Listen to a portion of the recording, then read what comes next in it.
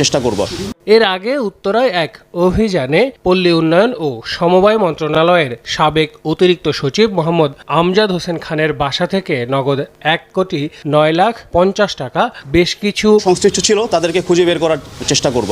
এর আগে উত্তরায় এক অভিযানে সমবায় মন্ত্রণালয়ের সাবেক অতিরিক্ত সচিব মোহাম্মদ আমজাদ হোসেন খানের বাসা থেকে একজন সচিবের বাসার থেকে ১,১৯,০০,০০০ টাকা নগদ ক্যাশ পাওয়া গেল এবং ১৩০ ভরি স্বর্ণ পাওয়া গেল।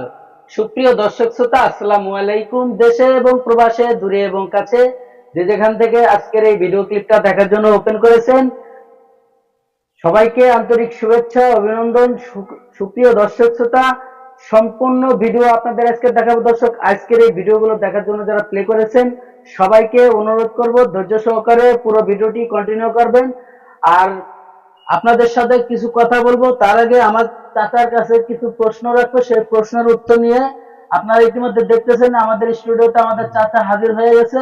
আর চাচা শুধু একটা কথা বলবেন, তারপরে চুপচাপ থাকবেন। চাচা কিন্তু কোনো কথা বলবেন না, তার কারণ উনি টেরা বেটা কথা পাইলে উনি কথা বলতে চায় না। দর্শক, আপনারা আজকের এই ভিডিওগুলো দেখার জন্য যারা প্লে করেছেন অবশ্যই আপনাদেরকে অনুরোধ করব ধৈর্য সহকারে সম্পূর্ণ ভিডিওটি দেখবেন। একজন সচিবের বাসার থেকে নগদ টাকা ১,১৯,০০,০০০ টাকা ক্যাশ পাওয়া গেছে সেনাবাহিনীর যৌথ অভিযানে। এই কারণে তো অন্তর্বর্তীকালে সরকার ডক্টর মোহাম্মদ ইউনূস স্যার উনি কিন্তু এই সেনাবাহিনীকে আদেশ করেছে যে সারা বাংলাদেশে এত বছরে যত দুর্নীতি করেছে যে সমস্ত লোকজন, তাদেরকে এবার ধরে ধরে আইনের আওতায় আনো। বিগত দিনে যেগুলো হয় নাই, আর এরা হয়তো জানতো যে আমাদের দেশে আমাদেরকে ধরার মতো আর কোনো লোক নেই, কারণ বিগত সরকারের আমলে যে সমস্ত চাকরিজীবীরা ছিল বড় বড় পদে বসে তাদের ইচ্ছা মতো দুর্নীতি করেছে।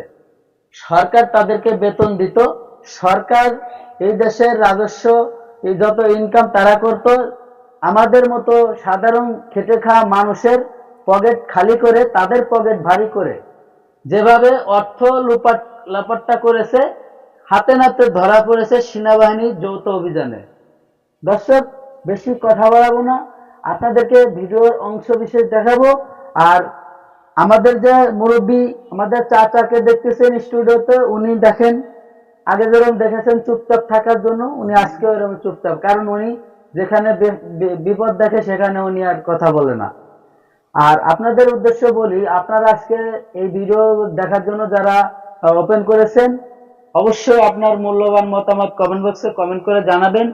আর দর্শক, এই যে আমাদের পানি মন্ত্রণালয়ের সচিব ছিলেন, উনাকে কিভাবে আপনারা দেখতেছেন ধরে নিয়ে যাচ্ছে আমাদের বাংলাদেশের বর্তমান অন্তর্বর্তীকালে সরকারের আমলে যে পুলিশ প্রশাসন, আর ওনার যে পরিবার আছে তারা কিন্তু অনেক কান্নাকাটি করতেছে। আপনারা শুরুতে দেখেছেন।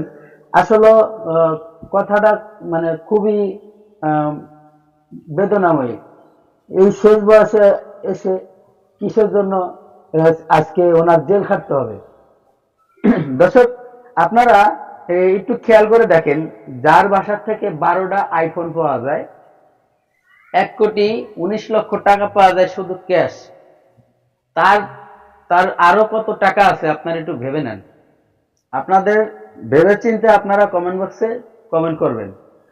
আর আপনারা দেখেন কিভাবে এখানে ওনাদেরকে ধরে নিচ্ছে, আর ওনার বড় ছেলেকেও ধরে নিচ্ছে।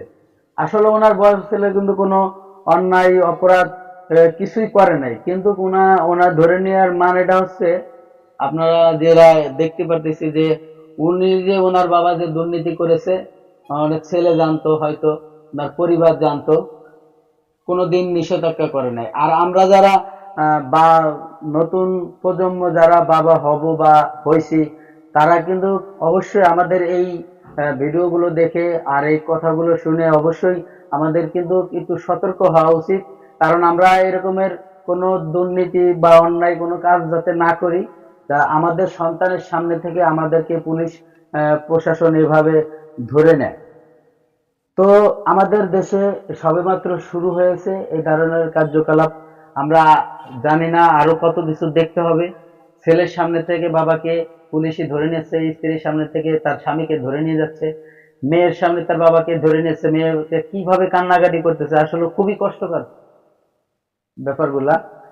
তো ইনি একজন সচিব ছিল, একজন সচিবের কিন্তু অনেক টাকা পয়সা হয় এমনিতেই, এবং অনেক বেতন থাকে এবং অনেক পেনশন পায়।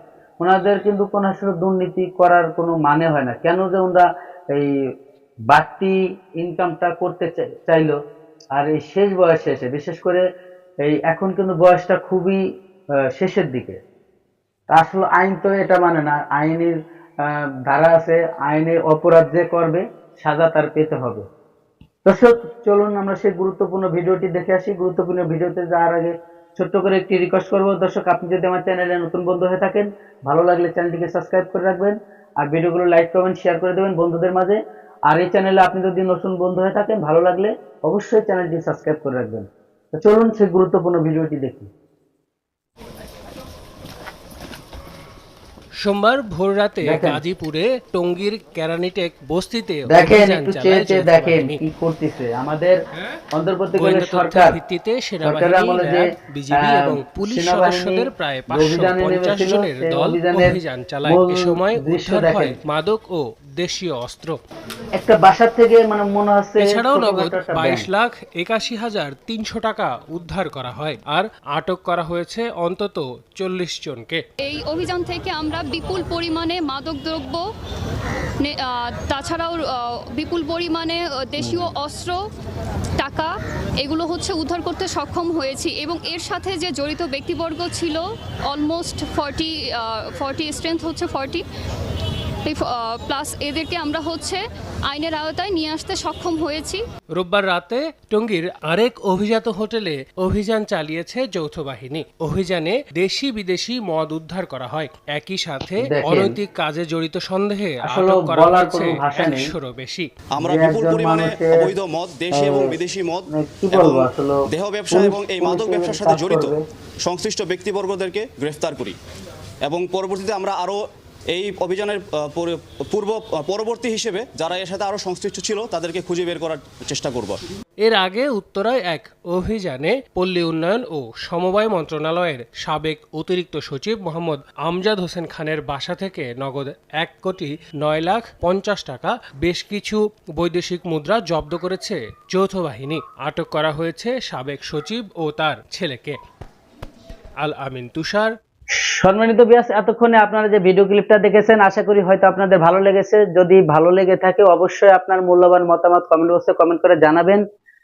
আর এরকম নিত্য নতুন ভিডিও দেখার জন্য অবশ্যই চ্যানেলটিকে সাবস্ক্রাইব করে রাখবেন, ভিডিওগুলো লাইক কমেন্ট শেয়ার করে দেবেন। আজকের মতো ভিডিও থেকে বিদায় নিচ্ছি। সবাই ভালো থাকবেন, সুস্থ থাকবেন। আল্লাহ হাফেজ।